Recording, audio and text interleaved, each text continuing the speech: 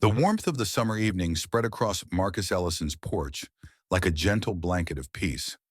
At this late hour when the whole neighborhood was asleep, only the constant hum of cicadas and the orange glow of the street lamp bathed the quiet street. The steam rising from his cup of tea symbolized the inner calm of a man finally able to breathe after a long, exhausting day. After countless hours spent as the city's police chief, this little wooden chair on his porch had become his sacred refuge.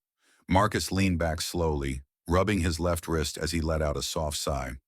From the outside, the silence surrounding this broad-shouldered black man might have looked like serenity, but inside, the weight of years of weariness quietly built up like sediment. Tonight, he wanted only to rest, not to fight, defend, or explain. But life had a way of knocking at your door, even when you didn't invite it. From down the street, headlights appeared, briefly illuminating the porch. Then came the slow, crunching sound of tires. Marcus narrowed his eyes. The car wasn't one he recognized from the neighborhood. The flashing lights and glowing screens inside made it clear. It was a patrol car. That alone was unusual. Police cruisers rarely passed through this part of town. The car door opened. A young, tense-looking white officer stepped out. The nameplate on his chest read, Callahan.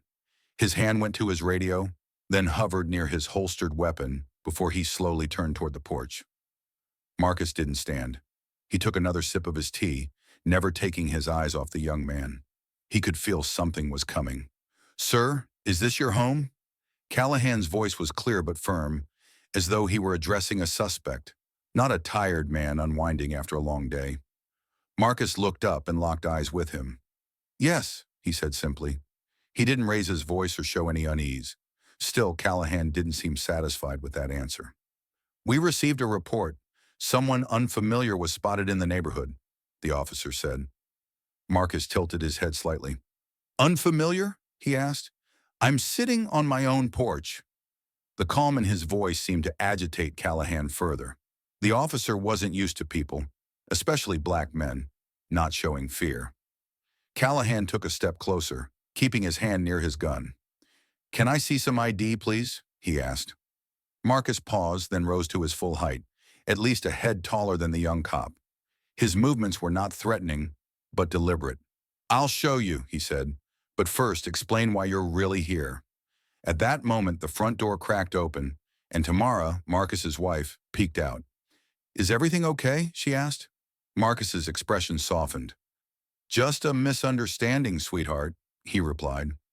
Callahan, meanwhile, cast a quick, uneasy glance in her direction, his hand inching toward the radio again. The situation was slipping out of his control. "Please, sir, I need to see your ID. Otherwise, I'll have to place you under arrest," Callahan said, voice sharper now. Marcus stood still for a moment. Then he slowly reached into his pocket, pulled out his wallet, and held it. But before handing over his ID, he locked eyes with the officer. "You know," he said calmly, "I know your supervisor. You'll be seeing him face to face tomorrow morning." Callahan froze. His mouth parted slightly as though to say something, but no words came. Marcus handed over the ID. The young officer looked down at the card and instantly turned pale. His lips trembled. The radio nearly slipped from his fingers. The name on the card was unmistakable: Marcus Ellison, chief of the city police department. As Callahan read Marcus's ID, his lips moved, but no sound came out. The name Ellison was striking, but the title underneath it was even more so: Chief. The young officer stared at the leather wallet in his hands, comparing the photo inside to the man before him over and over. Everything matched. Sweat beaded on his forehead. The silence of the neighborhood clashed harshly with the panic screaming inside him. Marcus's gaze was firm, piercing, yet calm. There was no rage in his eyes, only disappointment. This wasn't the first time. A black man sitting on his own porch was once again seen as a threat. And once again, someone backed off the moment they learned who the man under the skin really was. Marcus had grown used to these humiliating routines, but he would never accept them. "Well, I suppose this was a misunderstanding," Callahan finally said, his voice cracked and shaky. He straightened the collar of his jacket, avoiding Marcus's eyes. He placed his radio back on his belt without pressing a button. He tried to act as though everything was fine now, but Marcus could see the collapse behind his performance. The silence now hovered like a warning. For the first time, this young officer was experiencing how the system's reflexes could betray him. "No, officer," Marcus said, his voice smooth but heavy like stone. "This wasn't a misunderstanding. This was a habit. Seeing a black man as a threat, without ever asking who he is, has become a systemic reflex." Marcus took a few deliberate steps forward. What if it hadn't been me sitting here tonight? What if it had been my son? What if you had gone straight for your weapon? Every question drained more color from Callahan's face. Callahan lowered his head. He couldn't answer. Because what Marcus said wasn't just personal, it was institutional. Tamara still stood at the door, watching the exchange. Marcus turned and gave her a nod, signaling her to go back inside. She understood what he was doing. This moment wasn't just a confrontation. It was a lesson. For Marcus, every interaction now had to serve a purpose, to prevent future injustices. "You said you got a call," Marcus said. "Who made it? Why would a man who's lived here for years suddenly be considered a stranger?" Callahan squirmed. "It was an anonymous tip. It'll take time to trace the recording." Marcus nodded slowly. "The name doesn't matter.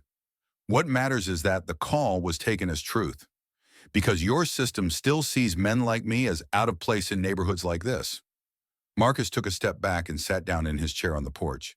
He no longer looked like the suspect. He looked like the interrogator. Policing isn't just about catching criminals. It's about recognizing bias. Anyone can carry a weapon, but carrying a conscience? That's something else entirely. Callahan's throat was dry. In all his training, he'd never been prepared for a confrontation like this. To him, authority had always looked like the white men above him. "What do you know about this neighborhood, Callahan?" Marcus asked. "This is the north side of the city. Quiet, well-kept, community-centered. But to you, if a black man is sitting here alone, he must not belong. Isn't that right?" Callahan didn't speak, because Marcus's words were peeling back the layers of unexamined beliefs he'd never thought to question. Marcus paused, eyes drifting to the flickering glow of the streetlight. Then he turned back to Callahan. "I'm not going to arrest you tonight. I'm not even filing a disciplinary report, for now. But you'll be in my office Monday morning at 8 a.m. We're going to listen to those recordings together, and then we're going to discuss a new training protocol for every patrol officer in this city." Marcus's words were no longer about one man. They were cracking open the door to systemic reform. Callahan slowly lifted his head. His eyes were brimming with emotion. What he faced now was far heavier than a formal reprimand. It was the realization that his unexamined assumptions were part of something much larger, a system. And before Marcus, he no longer stood as an officer, but as a student. Because tonight was more than a crisis of identity, it was a moral reckoning. Callahan remained frozen in place after Marcus's words. He didn't have the courage to leave, nor the will to speak. For the first time in his life, he hadn't been shouted at by a superior, yet he felt more shattered than any punishment could have made him. Facing the truth had left a deeper scar than any reprimand ever could. When Marcus returned to the porch, Tamara gave him a warm glance. She was silent, but there was a blend of pride and sorrow in her eyes. They were used to encounters like this, but this time the outcome had been different. In their shared silence, the seeds of change had been planted. As the neighborhood returned to its usual stillness, a few neighbors peeked through their windows. Some had just learned Marcus's true identity, while others had known it for years.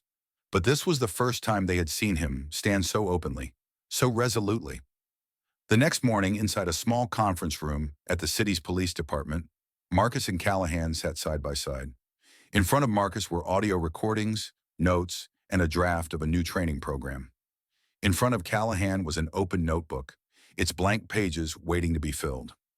The training that began that day was more than procedure. Each session opened with Marcus's lived experiences. Officers weren't just being taught how to confront crime, they were learning to recognize bias, language, body language, and the cost of silence. The system was being rewritten from within. Months later, Callahan smiled while helping an elderly black woman in a different neighborhood. That night came back to him. A name, a gaze, and a single sentence had changed everything. He was no longer just a cop. He was someone trying to understand. Marcus continued to sit on his porch.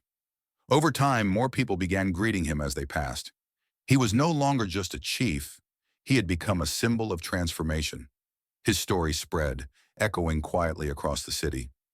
One morning, Tamara brought him coffee and asked, "Aren't you tired?" Marcus squinted and smiled. "Not me. Not until they get tired of resisting change." These words weren't from a weary warrior, but from someone who saw his mission as ongoing. One day, a little boy knocked on Marcus's door and asked if he could interview him for a school project. "Why did you become a cop?" the boy asked. Marcus paused. Then, looking him in the eyes, he said, "Not to scare people, but to help them stop being afraid." And so, a crisis of identity born in the silence of one night became a quiet but lasting revolution, reshaping a city, reprogramming a system, and leaving behind echoes that still reverberate. The story ends here, but its resonance continues.